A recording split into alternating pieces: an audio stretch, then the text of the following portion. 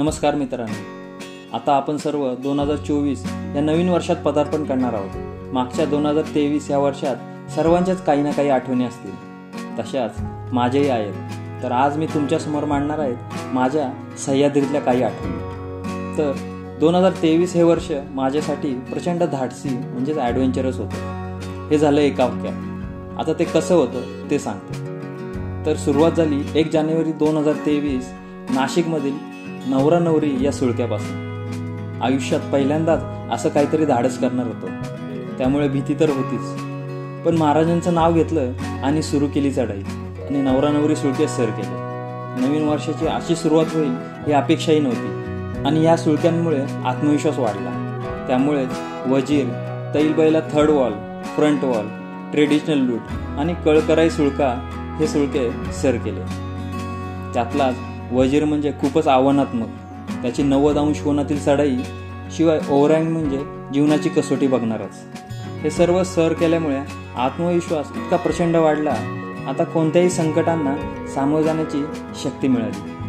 हीच आहे ती आपल्या सह्याद्रीची जादू. सह्याद्री जगायला शिकवतो, सह्याद्री आत्मविश्वास वाढवतो, सह्याद्री लढायला शिकवतो आणि सह्याद्री नुसतं लढायलाच नाही तर जिंकायलाही शिकवतो.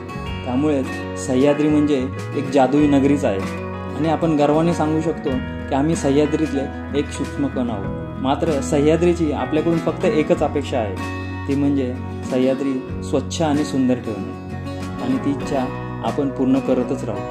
आता सुळके सर केल्यानंतर पुन्हा एकदा मी आणि माझ्या हौशी ट्रेकर्स टीमनी गडकोटांची वाट धरली. किल्ले वासोटा बघताना घनदाट जंगलाचा अनुभव घेतला.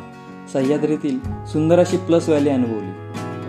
कोथळीगड, पुरंदर, सिंहगड ह्याबरोबरच जुळे किल्ले असे ज्यांना म्हटले जाते ते चंदनवंदन सुद्धा अनुभवले. त्यातलाच वंदन किल्ला म्हणजे खूपच सुंदर. ही सुंदरता बघायला मिळाली ती ज्यांनी या काळात संवर्धन केले त्यांच्यामुळे. मात्र अजूनपर्यंत त्यांची नावे समोर नाही आली. आमच्याकडून त्या सर्वांना एक सलाम. सोबतच मल्हारबरोबर सुद्धा भटकंती केली, ती म्हणजे वर्षातून फक्त 2 महिने दर्शन देणाऱ्या वाघेश्वर मंदिराची. सुंदर असे दगडी मंदिर बघताना अचंबित व्हायला होतं. शिवाय मावळ प्रांतातील हाडशी मंदिर सुद्धा बघितले.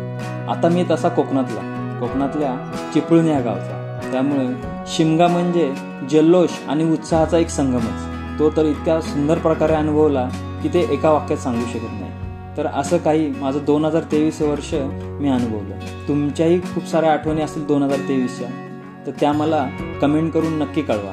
भेटूया पुढच्या 2024 या वर्षामध्ये धमाल आणि मस्ती करण्यासाठी. येणाऱ्या नवीन वर्षाच्या तुम्हा सर्वांना श्रीमंत सह्याद्री ह्या माझ्या चॅनलतर्फे खूप खूप शुभेच्छा. धन्यवाद.